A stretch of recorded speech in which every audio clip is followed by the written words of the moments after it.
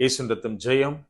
கிறிஸ்தேசுவுக்கு பிரியமான அன்பு சகோதர சகோதரிகளே, இந்த நாளிலும் தேவன் இந்த நாளை காண செய்த மேலான கிருபைக்காய் அவரை துதிக்கிறேன்.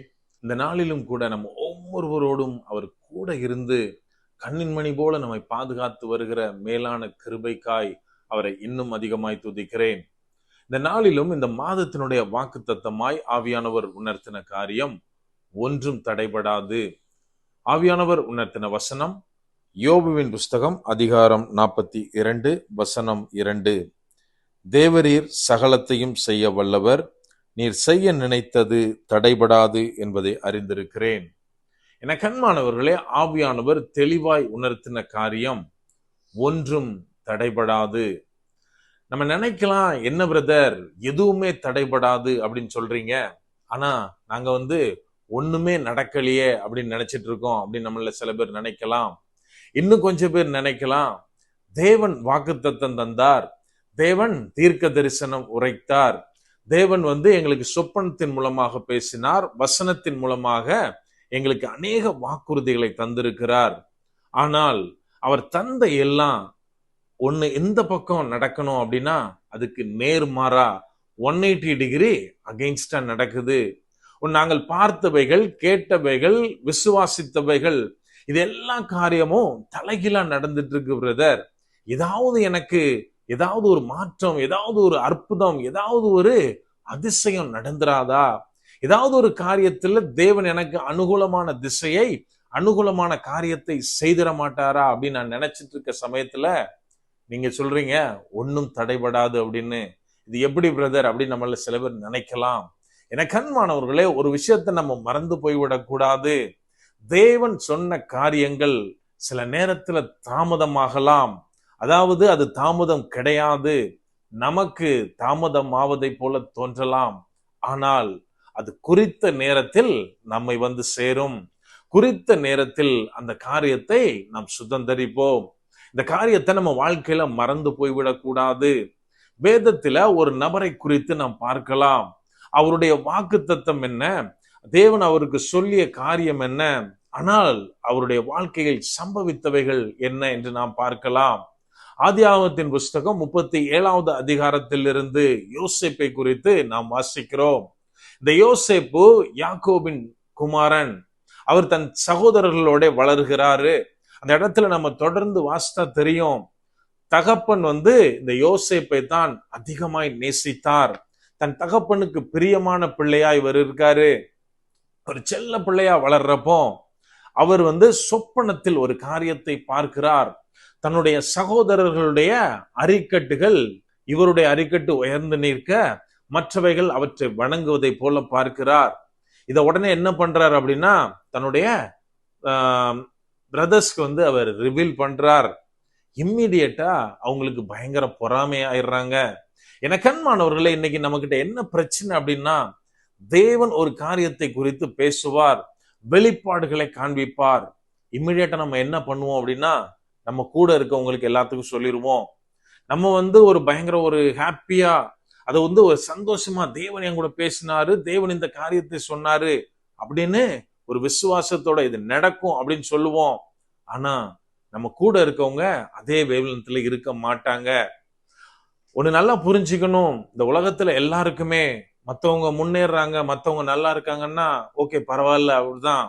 ஆனால் தன்னை விடவும் அவங்க பெரிய ஆள் ஆகுறாங்க, தன்னை விடவும் அவங்க உயர்றாங்க அப்படின்னா கொஞ்சம் பிரச்சனை தான். இதை நம்ம மறந்து போய்விடக் கூடாது. இந்த இடத்துல இந்த சகோதரர்களுக்கு பயங்கர கோபம் அவன் மேல. அது எப்படி இவங்க அரிக்கட்டு மட்டும் மேல போற மாதிரி பேசுறான் அப்படின்னு. இப்போ யோசேப்பு இன்னொரு சொப்பனத்தையும் சொல்லுகிறான். என்ன அப்படின்னா, சூரியனும் சந்திரனும் 11 நட்சத்திரங்களும் தன்னை வணங்குவதாக. இம்மிடியட்டா அவனை செல்லமா பார்த்துட்டு இருந்த அவங்க அப்பாக்கே அவன் மேல கோபம் கடிஞ்சு பேசுறாரு. எப்படி, நீ என்ன நினைச்சிட்டு இருக்க யோசேப்பு, நானும் உன்னை வணங்குவேனா அப்படின்னு அந்த இடத்துல நம்ம பார்க்கிறோம். என கண்மானவர்களை, இங்க பிரச்சனை ஆரம்பிக்குது.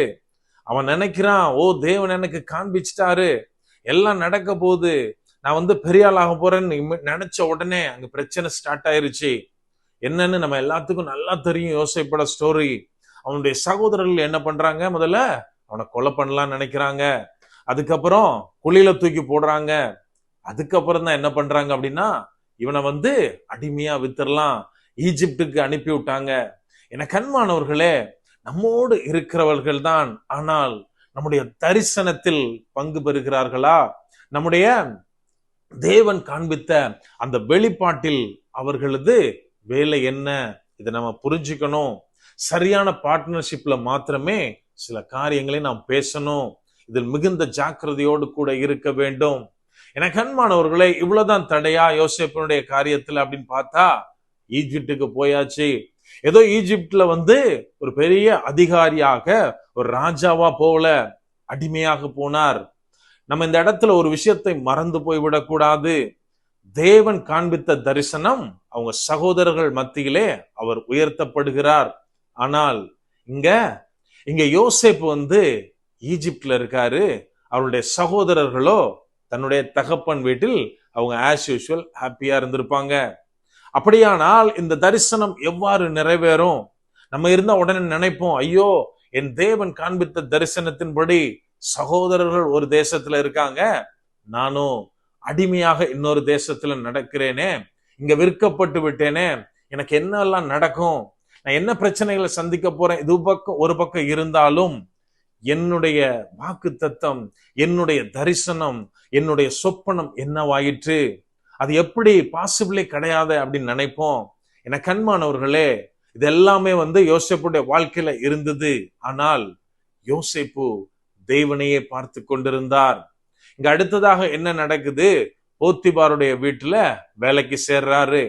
இவரோடு கர்த்தர் இருக்கிறார், இவனுக்குள்ள ஏதோ இருக்கு, இவன் செய்யற எல்லா காரியமும் பெர்ஃபெக்டா செய்யறான் அப்படின்னு அந்த போத்திபார் கண்டுபிடிச்சதுனால தன் வீட்டிலே தலைமை அதிகாரியாய் எல்லாரையும் விசாரிக்கிறவனாய் யோசேப்பை ஏற்படுத்துகிறார்.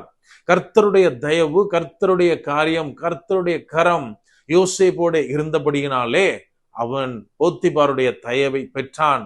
என கண்மானவர்களே, இப்போ மறுபடியும் அடுத்த பிரச்சனை. போத்திபாருடைய மனைவி யோசேப்பை அடைய நினைக்கிறாள்.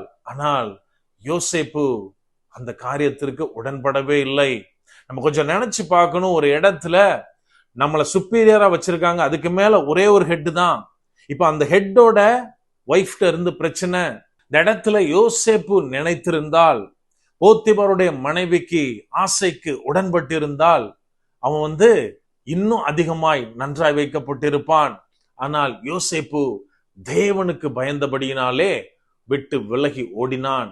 தன் வஸ்திரத்தை கூட அந்த இடத்துல விட்டுட்டு தன் மானத்தை காப்பாற்ற, தேவனிடத்தில் தன் பரிசுத்தத்தை காப்பாற்ற அவன் வந்து அந்த இடத்துல இருந்து விலகி ஓடினான். இதுக்கு என்ன அவனுக்கு வெகுமதி, என்ன ரிவார்ட் கிடைச்சது அப்படின்னா சிறைச்சாலை.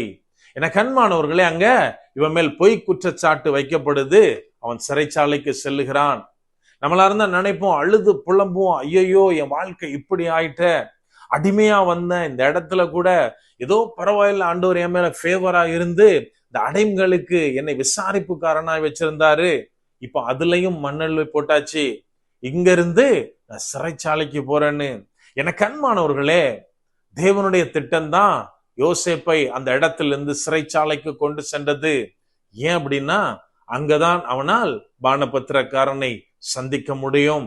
என கண்மானவர்களே, நாம நினைப்போம், ஓ, நான் தரிசனத்திலிருந்து விலகி சென்று கொண்டிருக்கிறேன், இந்த காரியங்கள் எல்லாம் தேவனை விட்டு, தேவனுடைய அந்த பர்பஸை விட்டு என்னை பிரித்து சென்று கொண்டிருக்கிறது அப்படின்னு நினைப்போம். ஆனால் ஒன்றை மாத்திரம் மறந்துவிடக் கூடாது, நான் தேவனோடு இருக்கிறேன், தேவனுக்கு பயந்திருக்கிறேன், தேவனுக்குள்ளா என்னை காத்து கொண்டிருக்கிறேன் அப்படின்னா தேவனுடைய திட்டம் ஒவ்வொரு காரியத்திலும் பின்தொடர்ந்து வந்து கொண்டே இருக்கும். இதை எந்த நேரத்திலும் நாம் மறந்து போய்விடக் கூடாது. என கண்மானவர்களே, இங்க பானபத்திரக்காரன் மூலமாய் எவ்வாறு பார்வோனை யோசேப்பு சந்தித்தான் அது நமக்கு தெரியும். யோசேப்பை தலைமையாக வைத்தார். அதாவது அந்த தேசத்திலே, எகிப்து தேசம் எங்கிலும் தனக்கு கீழாக, எல்லோருக்கும் மேலாக யோசேப்பை அந்த ராஜா பார்வோன் ஏற்படுத்தினார். என கண்மானவர்களை கொஞ்சம் யோசித்து பார்க்கணும். அடிமையாக விற்கப்பட்ட யோசேப்பு கர்த்தரிடத்தில் தன்னை காத்து கொண்டதினாலே, கர்த்தருக்குள் தன்னை காத்து கொண்டதினாலே ஒரு தலைமை பொறுப்புக்கு தேவன் கொண்டு வந்தார். இதுல எதிராவது இந்த ஸ்டார்ட் டு எண்ட் ஏதாவது ஒரு இடத்துல யோசேப்பு அந்த காரியத்தை செய்தாரா? யோசேப்பு ட்ரை பண்ணாரா? கிடையாது. அவர் செஞ்ச எல்லா நேரத்திலும் அவர் செய்த ஒரே காரியம், கர்த்தருக்குள்ளாய் தன்னை காத்து கொண்டு நடந்தார். என கண்மானவர்களே, இன்றைக்கு நீங்களும் நானும் கர்த்தர் காண்பித்த தரிசனத்திற்கு எதிரான திசையில் செல்வதை போல இருக்கலாம். ஆனால் ஒன்றை மாத்திரம் நாம் பிடித்துக் கொள்ள வேண்டும். கர்த்தருடைய கரத்தை பிடித்து கொண்டு அவர் காட்டுகிற வழியில் நாம் செல்லும் போது கர்த்தர் காரியங்களை நமக்காக மாற்றுவார். என கண்மானவர்களே, இங்க கடைசியா பியூட்டிஃபுல்லா அழகா ஒரு வார்த்தை, ஒரு காரியம் நடக்குது யோசேப்புடைய வாழ்க்கையில. யோசேப்பு பார்த்த தரிசனம் என்ன? அந்த சொப்பனத்துல பார்க்கிறான், 11 அரிக்கட்டுகளும் அவனை வணங்கின. இதைத்தான் நம்ம வாசிக்கிறோம். கடைசியில பார்த்தா அவனுடைய சகோதரர்கள், அதாவது பார்வோனுடைய அரண்மனையிலே தலைமை அதிகாரியாக இருந்த தன்னுடைய சகோதரன் என்று தெரியாமல் யோசேப்பிட்ட தான் சேர்றாங்க. இன்னும் சொல்ல போனா 2வது சொப்பனத்திலும் தன்னுடைய தகப்பனும் அவனைத்தான் தேடி வர்றாரு. யோசேப்பு போய் தகப்பனை பார்க்கவில்லை, மாறாக தகப்பன் தான் சகோதரர்களோட கூட யோசேப்பை பார்க்கிறார். என கண்மானவர்களே, நாம் தேவனோடு இருக்கும்போது தரிசனங்கள் நிச்சயமாக நிறைவேறும். நான் ஆப்போசிட் சைட்ல போயிட்டு இருக்க மாதிரி தோணலாம்.